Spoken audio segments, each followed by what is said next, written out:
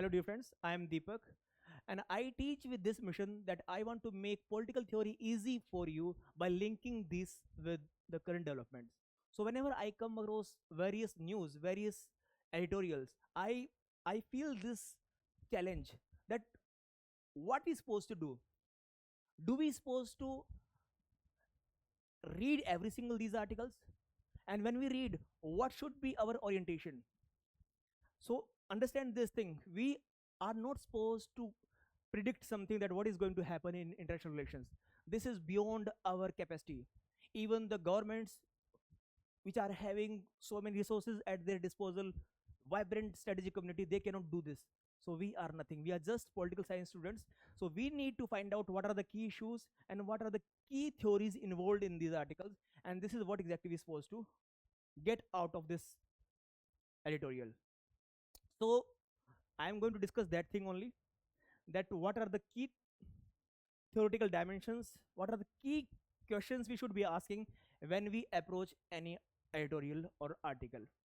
So who are the key actors and what are their stakes? Whenever we read any article, we must have this thing in our mind. What are the which theories and concepts provide adequate explanation of their behavior in the global politics? So how these actors are behaving in the global politics, this is our key concern. And there are various theoretical explanation for their behavior, and we need to find out that which theory is giving credible explanation for that. What are the logical inconsistencies in those arguments? We have to have this critical analysis. Then what is the nature of international political and economic system? See, whenever you come across any news or any editorial that is going to be connected with political order or economic order, so we need to find out these two dimensions. Which of the theoretical explanation is more suitable for the explanation of these development? Then we connect with the theories, related theories. Now, in this editorial, when you read this editorial, you will always come across two dimension. One will tell you about the conflict and competition, then other will tell you about the cooperation and collaboration. And this is the theoretical explanation which happens. This is what is supposed to do. See, in any editorial you read, you will find out whether there are certain solutions being given or certain challenges being discussed. So in this editorial, what are the conflict or competitions situation being discussed and how we can see them through the various theoretical lenses? This is what we're supposed to do. We have to assess those development from the theoretical perspective. This is what we're supposed to do as a political science and international relations students. So whenever we find any conflict and competition, the explanation, the plausible explanation for that is going to come from realist or Marxist theories. This is what we need to see. And whenever you come across any cooperation and collaboration, there can be liberal, neoliberal, even Marxist. Marxist make it says that whatever collaboration is happening, it is the collaboration of global capitalist. So this is what we going to see. Or social constructivism. So let's focus on the conflict and competition. When you read this editorial, you are going to find out that USA's actions, which reflect its economic and military unilateralism, is impacting the global political order. And how they are doing some kind of military adventure in Iran, that is also impacting the political order. And US demanding a greater alignment of the economic policies of other countries with American strategic interests. So if we see from the realist perspective, we see that state can go to any extent to secure their national interest. State are power hungry and there is power politics. They are fighting in an arena that is billiard ball model, that they are colliding with each other just to secure their interest. So it is the realist explanation. Here Marxist will say that it is the interest of capital class. There is global capitalism which is pushing these actors to behave as they are behaving. So it is the global capitalism. So when the America is asking the other actors to align with their economic policies, it is reflecting that the elites, the capitalist elites in America, they want their interest to be being secured. Now, recently, in today's newspaper, if you see that President Trump, he is in China. So with him, there are uh, several business leaders like Elon Musk, Tim Cook. So these are the people who are there with the Donald Trump. So what exactly they are doing? They are pursuing their own interests through state. This is what the Marxists claim, that it is all about the dynamics of global capitalism, which we see in the international politics. Western colonial expansion. You'll read this in editorial. Global South as a target of competition. So when there is one particular discussion in which one official from US claiming that Europe and America belong together and they have some common and civilization and identity alignment, and that is why they're supposed to get together for bringing Western supply chain to regain its position. So now when we see this thing, we can criticize it from the Marxist perspective that this cooperation is just the cooperation between core countries to control the global South. So this is how we align our theories with these arguments. And when we see that there are avenues of cooperation and collaboration, that is the essence of liberal thought or neoliberal thought, which says that commerce breed peace. Liberal thoughts, they say that if there is cooperation is happening, it is because human nature, which is peaceful, peace loving, which is rational. So whatever is happening, it is happening because of the human nature, which is get reflected at the state level through the state leaders. But neoliberal says that it is not just the state leader, it is the efforts from the state leaders. They must have to put some concrete efforts, and they are putting these efforts because the anarchic situation putting pressure on them to perform. So these are the explanation. When we explore the social constructivism, here when we see that Europe and American, they are having some transatlantic ties, they say that they have some kind of civilizational links. It reflects that there is some kind of social ideas being constructed collectively. So this reflect the thought of social constructivism. This is what you're supposed to see. Now in this editorial, there are certain challenges for India. This is what we, this is the essence we should be looking for in this editorial.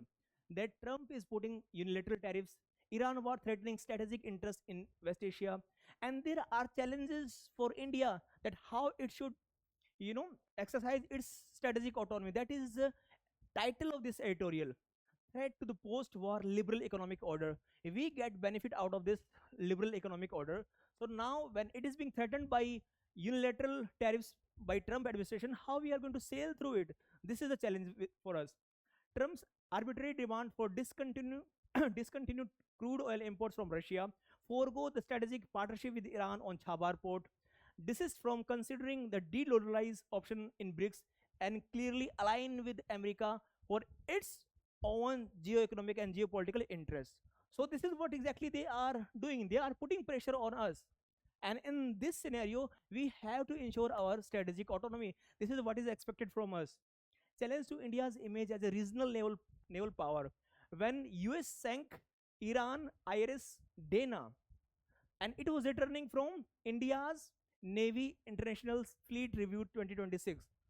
So we see that our strategic imprint is weakening when US is uh, attacking, even destroying the Iran IRS Dana. So these are some of the challenges which Indian foreign policy is facing, and the authors, they are in the concluding part, they are saying that it is very difficult for India to rely on Europeans for maintaining their strategic autonomy. Overall, I saw that when I read that editorial, they are just showing the challenges. They did not give any kind of concrete solution in that editorial. So when you read the editorial with this orientation, that what exactly is the author is trying to convey, what is the what is the you know what exactly they supposed to propose, and if you don't find it, you see the real inconsistencies in their explanation. Now, steps taken. What steps India took in those scenarios? The first is economic and defense deals signed with European countries. India free trade agreement with EU, Rafale deal with France. This reflects that. Choosing Rafale deal for diversification, technology transfer, impetus to domestic defense production. These are the steps taken, and it reflects that we are indulging in self-help. We want to enhance our national power through acquiring technology, through uh, consolidating our own defense production. So this is essential for us. Now India has been able to pick and choose close economic ties up with US.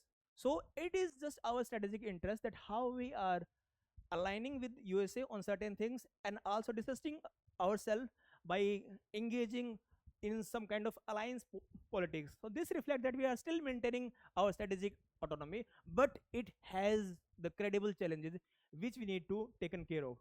India's ability to maintain good relations simultaneously with all the major powers without taking strong side is the clearest expression of strategic autonomy. This is what exactly the author is saying in editorial. Now, these two things you need to see in every single editorial when you read. You try to find out.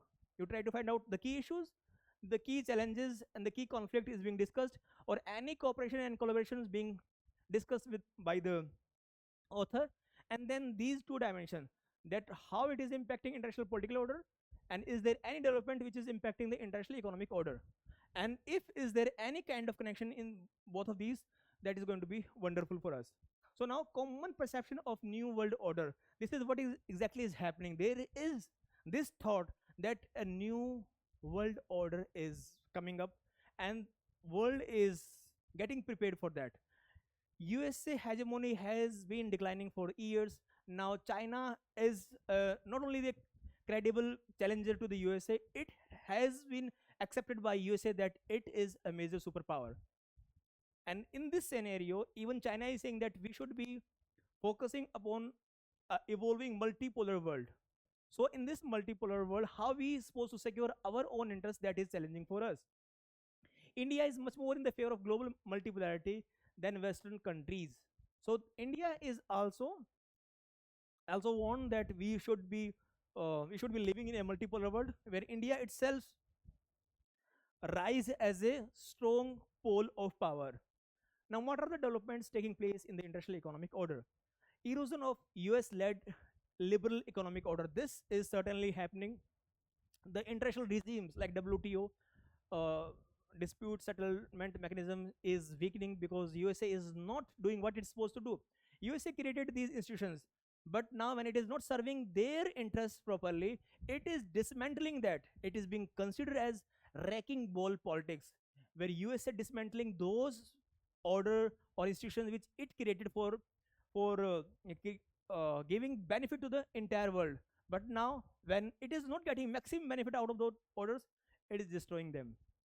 US demands a greater alignment of the economic policies of other countries with American strategic interests. That our interest should be secure, even if it cost of the liberal economic order we have created. Now, Western colonial expansion calling for a Western supply chain to regain its position. This is what the Marxists will would point out, that how they are creating some kind of block, some kind of core countries alignment to exploit global south. So these are the theoretical dimensions. These are the some of the issues you should be looking into. These are the things you should extract from the editorial. You must read editorial, but you read with this intention that how I should get maximum out of it. I hope you enjoyed it. Thank you.